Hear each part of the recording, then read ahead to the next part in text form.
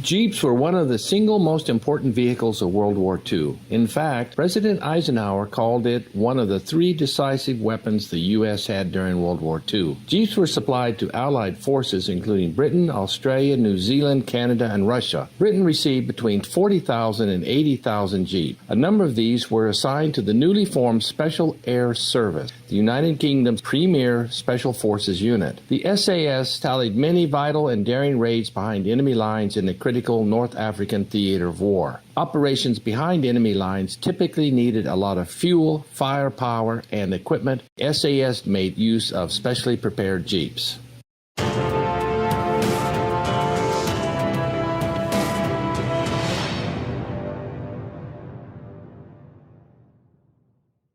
In 1941, British Army officer Captain David Stirling conceived the idea of a desert raiding force who could launch covert attacks against Germany's North African high-value targets such as airfields and supply depots. Working in units of 4 or 5 men, they would have the flexibility and stealth to achieve what larger forces couldn't. In July 1941, Stirling gained permission to form the L Detachment of the non-existent Special Air Service Brigade, a name intended to confuse German intelligence. His first missions were disastrous. On one mission, 7 officers and 57 men parachuted onto 5 Axis airfields in North Africa. Their mission was to destroy or damage the planes and facilities there. The operation was a disaster. Strong winds scattered the parachutists across the desert and many were lost. Only one group reached the target and all its members were killed. Of the 64 men who left on the mission, only 22 came back alive. The SAS survived its disastrous start. It then took a different approach. For their next operation, instead of parachuting in, the SAS were transported in by another band of raiders, the Long Range Desert Group. Using Chevrolet trucks mounted with 303 machine guns, they struck 3 airfields and destroyed 60 enemy planes, losing only 2 men in the process. After the successful raid, Stirling turned his thoughts toward the potential of the Jeep, carrying out his deep penetration raids behind enemy lines. Jeeps were arriving in North Africa, and Stirling obtained several of them, but they had to be configured and outfitted to fit the mission of the SAS. The vehicles underwent a dramatic transformation from standard Jeep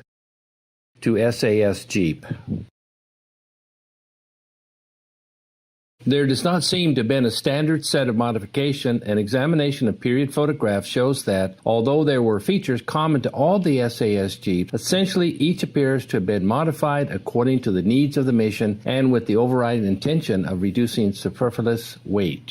The Jeeps were stripped of all non-essential parts, including the windscreen. Sometimes the front bumper was removed to reduce weight so more fuel and water could be carried for fast, long-range raids, eliminating the need for slower support vehicles. Their grills were cut to get more airflow through the radiator, and a water condensing unit was fitted to the front. It was essentially a radiator overflow tank that was fed from the radiator cap to the bottom of the tank. Water that would normally be vented outside the vehicle would now go into the tank, and when the engine was cooler, it would be drawn back into the radiator. This simple system reduced loss from the radiator, which would otherwise have had to be topped off from the limited drinking water supplies.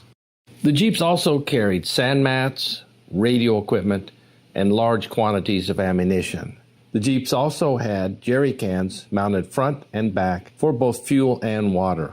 Some SAS Jeeps were specially fitted with an extra gas tank mounted on the chassis beneath the passenger seat.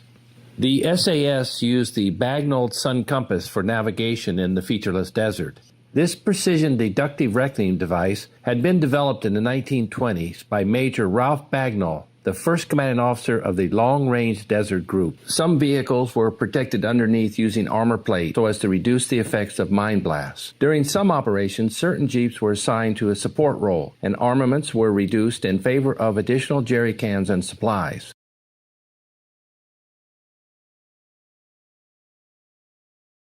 The vehicles were heavily armed. Most common configuration seems to have been a pair of twin-mounted Vickers K303 observers machine guns on a spindle head of the front passenger seat. This was originally an aircraft-mounted gun, and with a rate of fire of more than 3,000 rounds per minute from a drum magazine, it was a formidable weapon, offering twice the hitting power of the Bren. There was often a third Vickers, or a 303 Bren gun, on a pedestal mount to the left of the driving position.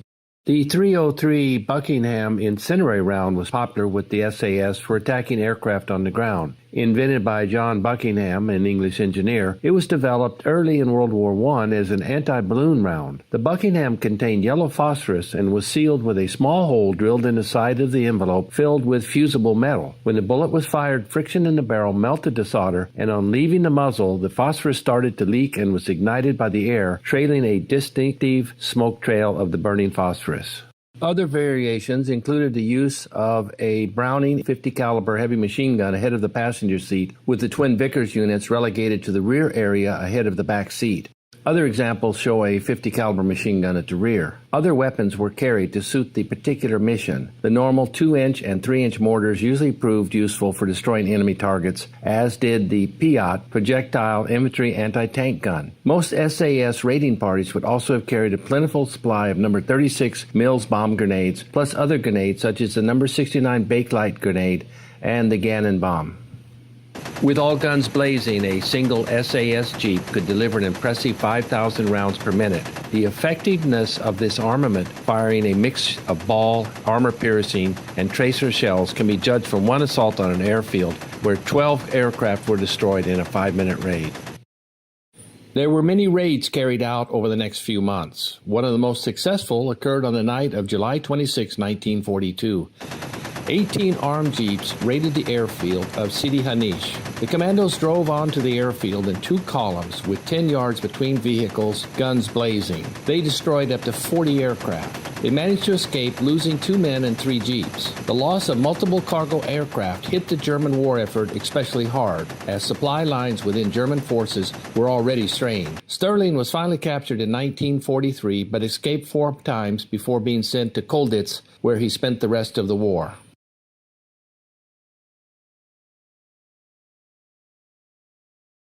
As the front moved from North Africa to Italy and then on into Northwest Europe, so did the SAS and the appearance of the SAS European Jeep.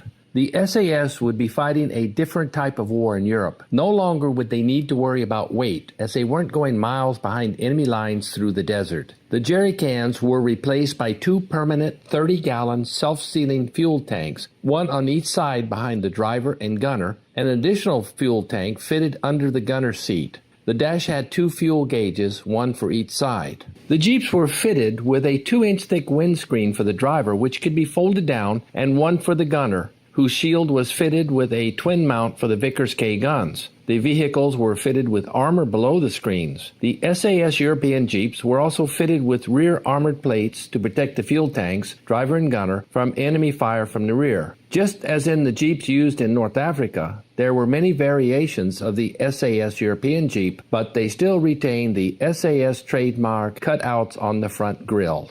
The effectiveness of the SAS in Europe during World War II can be judged by the fact that they inflicted 7,733 German casualties, 4,784 prisoners were captured, and 700 vehicles were either destroyed or captured. 164 railways were cut, 7 trains were destroyed, and a further 33 derailed.